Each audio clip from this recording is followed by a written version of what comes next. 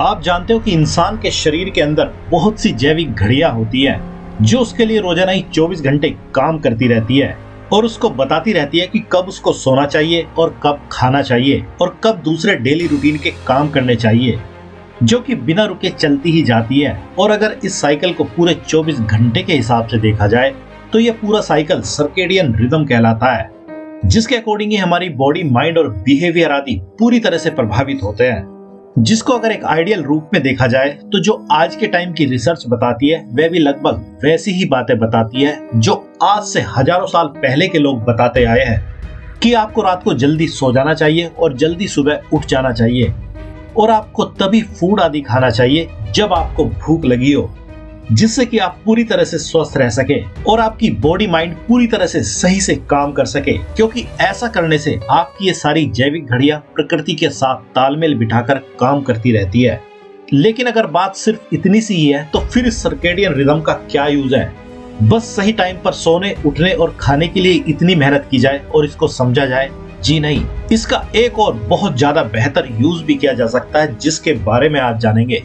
उससे पहले थोड़ा आज के हिसाब से जान लेते हैं कि जो कॉमन सर्केडियन रिदम की बात की जाती है वह यही है कि आपके शरीर के अंदर सुबह के लगभग 4 बजे बॉडी का टेम्परेचर सबसे कम होता है और लगभग 6 बजे ब्लड प्रेशर बढ़ने लगता है और सुबह के 7 बजे के आसपास मेलाटोनिन सिक्रेशन पूरी तरह से स्टॉप हो जाता है और 10 बजे के आसपास आपकी अलर्टनेस पीक पर होती है, जो कि 12 से 1 बजे तक रहती है और फिर उसके बाद 3 बजे के आसपास तक फास्टेस्ट रिएक्शन का टाइम होता है। मतलब आप किसी भी चीज के लिए सबसे बेहतर रेस्पॉन्ड करने के मूड में होते हैं और फिर शाम के 6 बजे तक आपका ब्लड प्रेशर सबसे हाई होता है और 7 बजे बॉडी का टेम्परेचर सबसे ज्यादा हाई होता है और फिर 9 बजे के आसपास से फिर से मेलाटोनिन रिलीज होना शुरू हो जाता है, जिससे आपको नींद आने लगती है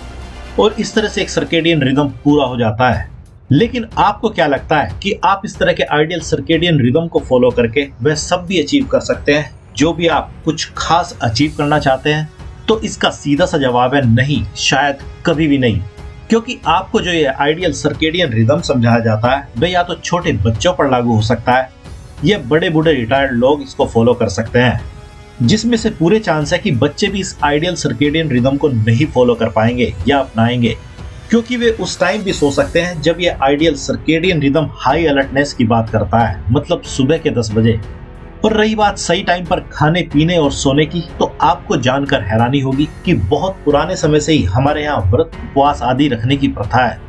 जिसका सीधा संबंध आपके इसी सर्केडियन रिदम को चेंज करने के लिए था और आज भी है।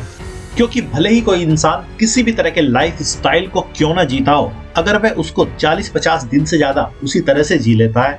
तो उसको फिर वैसा ही सोचने की, समझने की और काम करने की आदत पड़ जाती है, क्योंकि बॉडी की हर सेल, ऑर्गन आदि अपनी अपनी बायोलॉजिकल क्लॉक्स रखती है और ये बिल्कुल वैसी ही सेट होने लगती है जैसे ही हम इनको सेट करना चाहते हैं।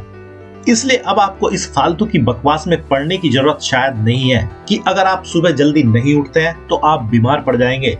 या अगर आप रात को जल्दी नहीं सोते हैं तो आप बीमार पड़ जाएंगे, क्योंकि आपकी बायोलॉजिकल क्लॉक्स तो आपके कामों के हिसाब से हर दिन सेट हो जाती है। लेकिन आपके दिमाग के विचार जो ये बताते रहते हैं कि आप रात को जाग रहे हैं तो आपके शरीर पर बुरा प्रभाव पड़ेगा, यही सारी गड़बड़ी पैदा करते हैं। और अगर यकीन नहीं आता तो कभी छोटे बच्चों को देखना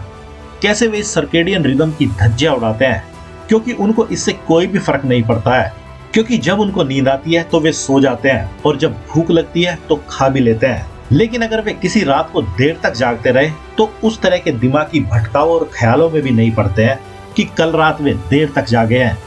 इसलिए अब अगर इस सर्केडियन रिदम को अपने फायदे के लिए यूज करने की बात करें तो सबसे पहले आपको इस बात को अपने दिलो दिमाग में अच्छे से बिठा लेने की जरूरत है कि आपकी बॉडी, आपका माइंड सब कुछ यूनिक है और आप चाहे तो कोई सा भी टाइम टेबल अपने लिए चूज कर सकते हैं, क्योंकि उसी को आपकी बॉडी इस सर्केडियन रिदम के रूप में चूज कर लेगी, चाहे आपको रात को जागना हो या दिन में।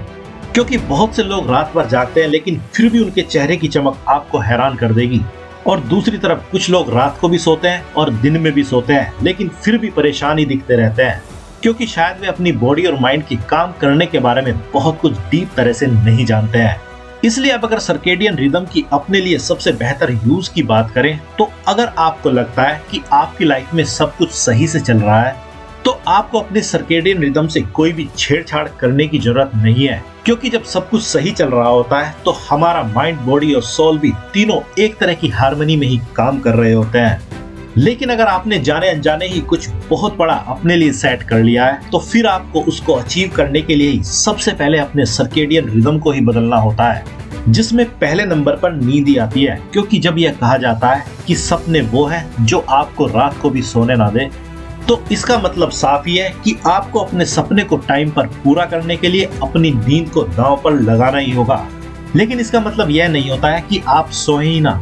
क्योंकि सोना भी हमारी एक बहुत बड़ी जरूरत होती है। लेकिन जब कोई अपने सपने या किसी गोल को अचीव करने के लिए जागता है तो तब उसकी बॉडी एक अलग ही तरह से रेस्पॉन्ड करती है और वह किसी भी तरह के आइडियल सर्केडियन रिदम को नहीं मानती है, क्योंकि इंसान अपने आप को एक तरह के फ्लो में खुद को महसूस करता है और जैसा आप करते जाते हो वैसे ही आपकी बायोलॉजिकल क्लॉक सेट होती जाती है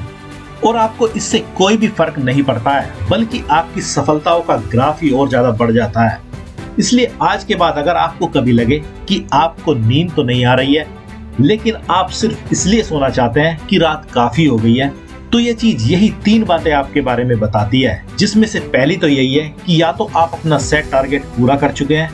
जिसके कारण अब आप फ्री हैं, या दूसरा आपके पास कोई ऐसा टारगेट ही नहीं है जो आपके पुराने सर्केडियन रिदम को चेंज कर सके, और तीसरा लास्ट यही कि आप उस तरह के पुराने विचारों से ग्रस्त हैं कि रात को जल्दी सो जाना चाहिए। अब चॉइस आपकी ही है, या तो आप अपने पूरे किए जाने वाले गोल के लिए जागते रहें और काम करते रहें और अपने सर्केडियन रिदम को भी अपने हिसाब से चेंज कर दें, या आप सब काम छोड़ दें और बस पुराने सर्केडियन रिदम को फॉलो करते रहें,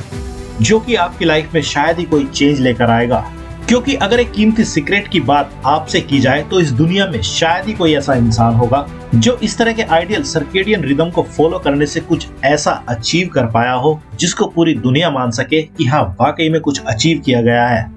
और अगर आपको यकीन नहीं आता तो जरा सोचिए, जिन वैज्ञानिकों ने इस सर्केडियन रिदम की खोज की होगी उन्होंने भी किसी तरह के आइडियल सर्केडियन रिदम को नहीं अपनाया होगा,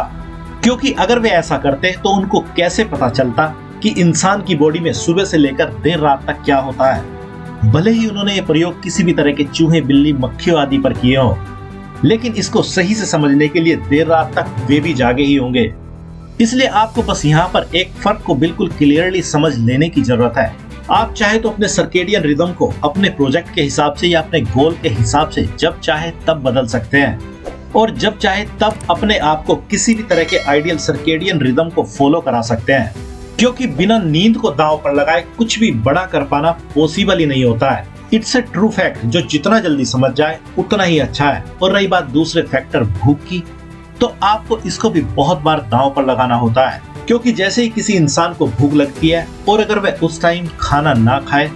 बल्कि अपनी भूख को किसी दूसरी तरह की अचीवमेंट को पाने के लिए डाइवर्ट कर दे, तो यही भूख फिर उसको उस अचीवमेंट को पाने के लिए मजबूर कर देती है जो भी उसने अपने लिए सेट किया होता है, और तब कोई इंसान अपने गोल्स को काफी जल्दी पा लेता है। लेकिन फिर से कमाल की बात इसमें भी यही होती है कि आपका सर्केडियन रिदम फिर से भूख को लेकर चेंज हो ही जाता है। इसलिए अब अगर इन सब बातों को समराइज किया जाए तो जब भी आपको लगे कि आपको लाइफ में कुछ अचीव करना है तो उसके लिए आपको अपने पुराने सर्केडियन रिदम को तो दांव पर लगाना ही होगा, और उसकी आपको फिक्र करने की जरा भी जरूरत नहीं है,